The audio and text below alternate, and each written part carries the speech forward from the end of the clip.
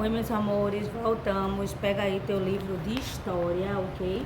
E abre aí na página 136. A gente vai falar um pouquinho hoje sobre filosofia como legado cultural, ok? Lembra que na última aula a gente falou um pouquinho sobre patrimônios materiais. Hoje a gente vai falar um pouquinho sobre essa filosofia como legado cultural. A filosofia a gente sabe que ela é muito importante, né? E deixou muito conhecimento importante em diversas áreas da história, né? E da nossa vida no cotidiano. Então vamos lá acompanhar a leitura, lendo comigo. Ao lado de tantos outros filósofos da Grécia Antiga, Platão, que viveu há 2.400 anos, ele compôs um corpo de ideias e reflexões sobre a vida e o mundo por meio da filosofia. Na obra A República, desenvolveu uma noção de conhecimentos e como a alegoria da caverna para refletir sobre as formas de conhecer a verdade e sobre as questões que impedem a percepção dela. Então, olha, imagine pessoas que vivem presas numa caverna e estão de costas para o mundo externo. Elas acompanham o que se passa do lado de fora apenas pelas sombras que se projetam na parte do fundo da caverna onde vivem. Todo contato com a realidade se dá exclusivamente pelas sombras. Mas como seria se essas pessoas saíssem para o mundo exterior? O que se passaria com elas? Como reagiriam as pessoas que permaneceram na caverna ao ouvir a história das que voltassem? O que tem maior valor, o conhecimento da realidade ou a representação dela, que é marcada pelas convenções sociais? Para Platão, a filosofia, palavra de origem que quer dizer amor, que é filos, e a sabedoria, que é sofia, então seria o meio de sair dessa caverna, né? Então filosofia quer dizer sabedoria do amor, ou amor da sabedoria, né? Que filos é amor e sabedoria é sofia, né? Então, pensamento da filosofia, né? Ele tá dando uma versão filosófica, né? O pessoal viver numa caverna, né? Não é você estar vivendo, você está vendo tudo que está ali ao redor pelas sombras, mas você não está vivendo, né, a realidade. O pensamento do filósofo pode ser considerado um legado cultural, pois esse modo de refletir procurou compreender o mundo e a natureza, sem necessariamente recorrer a deuses e mitos, que era o que acontecia muito na Grécia Antiga. Apesar disso, a filosofia e a religiosidade conviveram por muito tempo na Grécia Antiga.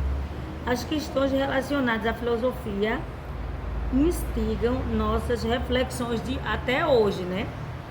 Então tem aí a representação da alegoria da caverna de Platão, e temos aí também o busto de Platão de 428 a 347 a.C., né? Platão, filósofo grego da antiguidade, que está aí no livro de vocês. E quem era Platão? Platão nasceu por volta de 427 anos de Cristo, em uma família aristocrática de Atenas. Quando tinha cerca de 20 anos, aproximou-se de Sócrates, também que era um filósofo, por quem tinha grande admiração. Como a maioria dos jovens da sua classe, ele quis entrar na política, né? Fazia parte da elite. Contudo, a oligarquia e a democracia lhe desagradaram. Com a coordenação de Sócrates, a morte de Platão decidiu se afastar de Atenas e saiu em viagem pelo mundo. Em uma das suas últimas paradas esteve na Sicília, onde fez amizade com Dion, cunhado do rei da Siracusa, Dionísio I, e de volta a Atenas com cerca de 40 anos, né? Então ele realmente rodou o mundo. Platão fundou a academia e um instituto de educação e pesquisa de filosofia e ciências, que rapidamente ganhou prestígio. 3 décadas depois, ele foi convidado por Dion a viajar a Siracusa para educar seu sobrinho Dionísio II, segundo no caso, né?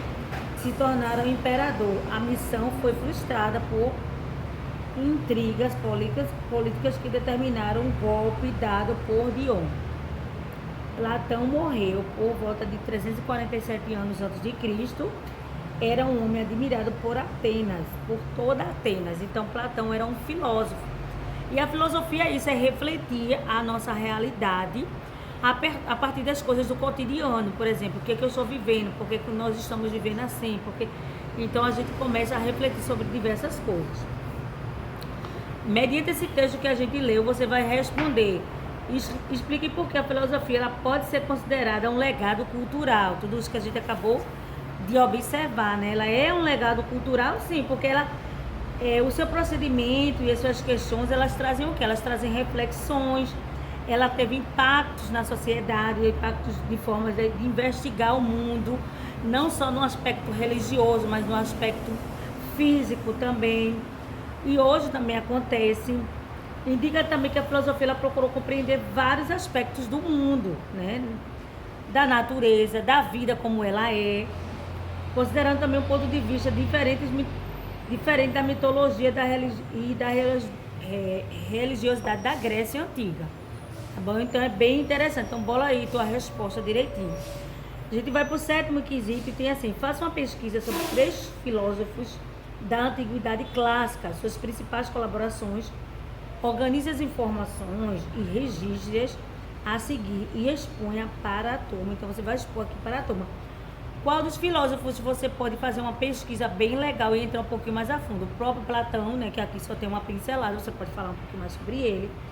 Você pode falar também sobre Sócrates também, que foi um filósofo excelente, né? Você pode falar também sobre Aristóteles também, que é um filósofo, né? Muitas coisas que você pode falar, né? Heráclitos. Então tem vários, né, que vocês podem falar. Então Confúcio também do Ocidente. Então eu fico aí aguardando essa pesquisa e vocês se aprofundarem nesse filósofo. Filosofia é muito bom, faz a gente parar, dar uma estagnada para refletir a realidade e entender o mundo à nossa volta. No 8º quesito, analisando a alegoria da caverna, vocês viram aí a caverna, né? Estão lembrados que foi o que Platão falou, né? Aquela sombra, ver a realidade somente só pela sombra e depois você viver. O que você supõe que seja melhor, conhecer o mundo exterior ou conhecer somente as sombras desse mundo? A sala deve ser dividida em 2 partes, cada um deve reunir argumentos das possibilidades com a orientação do professor, organizar um debate na sala. Então, ou seja, você vai organizar aí o teu debate na sala, na sala virtual. O que é que você vai fazer? Você vai colocar os 2 pontos de vista e aí a gente vai responder, tá? Coloca o teu ponto de vista sobre conviver com a realidade e viver na sombra da caverna, tá bom? Aí a gente vai discutindo aqui, ok? Então, a gente percebeu que a gente aprendeu várias coisas através desse capítulo, tá certo? A gente aprendeu que na página 138 a gente pode observar aqui. Nós aprendemos nesse capítulo que as formas de perceber e medir o tempo mudam de acordo com os contextos históricos e os contextos.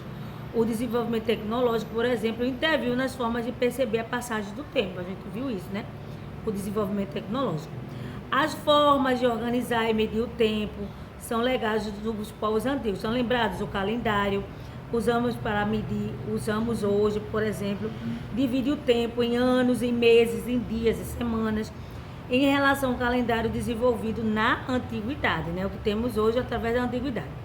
Também aprendemos as fontes documentais, são fundamentais para o trabalho do historiador. Que fontes são essas? Podem ser documentos oficiais, como leis retratadas, ou não oficiais, como jornais, revistas, literatura, cinema, entrevista e etc. Também o que a gente viu mais? A gente viu que patrimônio é uma palavra que designa os legados culturais no passado e pode ser dividido entre patrimônio material e imaterial. Tudo isso a gente aprendeu nesse capítulo. Aí você vai responder o primeiro agora. Como o desenvolvimento tecnológico causou impacto nessa percepção do tempo. Se não lembrar, gente, volta lá as folhinhas lá que você vai ver, porque a gente já estudou isso, né? A gente viu que a tecnologia, ela deu uma impressão, a aceleração do tempo. Como foi isso? Ela proporcionou o quê?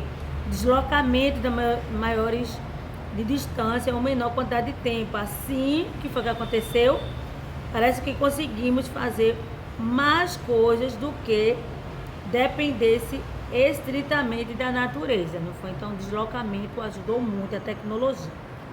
Aí, no segundo, ele também quer citar 3 formas de contagem do tempo desenvolvida na antiguidade. Qual 3 formas? Tem várias formas, né? A gente viu que teve a contagem do tempo através do sol, não foi? A gente, através do relógio, teve o relógio do tempo também.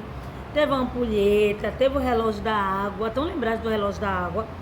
Além disso, a gente viu diferentes calendários, né? Calendários como os estudados na antiguidade, que teve o calendário egípcio, teve o calendário sumério, o calendário maia. Então, vai dando uma pincelada em tudo aí, organiza a tua resposta com calma, ok? Aí, gente, o que a gente pode fazer? A gente vai dar uma olhadinha aqui e a gente ainda vai citar aqui o que, gente? Na página 139 tem, observe as imagens a seguir, quais são os tipos de documentos que os historiadores ou técnicas de pesquisas retratados em alguns deles. Exponha um pequeno texto sobre cada uma dessas imagens. Então, vocês vão ver a imagem da letra A, B, C, D e E.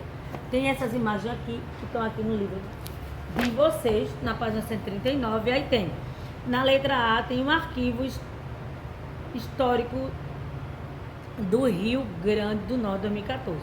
Na letra B tem um parque do sítio arqueológico subaquático, na Albânia, 2017. Na letra C eu tenho o Museu de Arte de São Paulo, né? Eu creio que seja o MASP, 2017.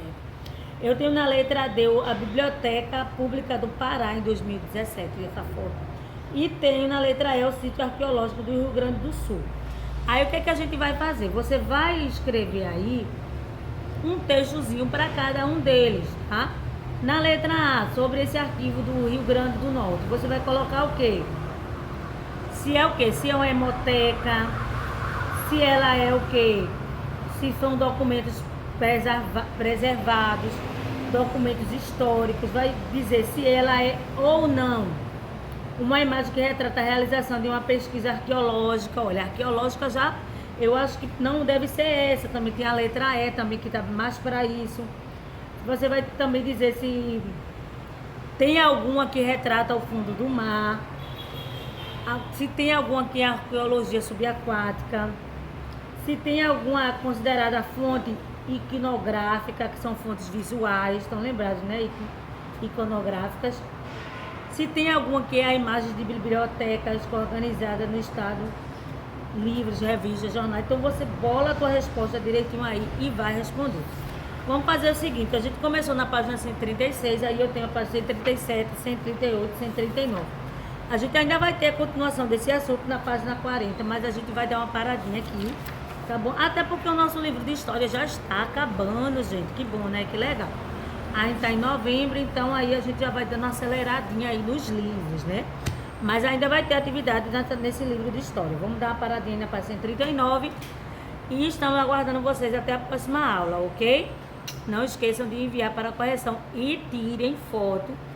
Vocês também realizando atividade, vocês aparecendo na foto, tá bom, gente? Fiquem com Deus.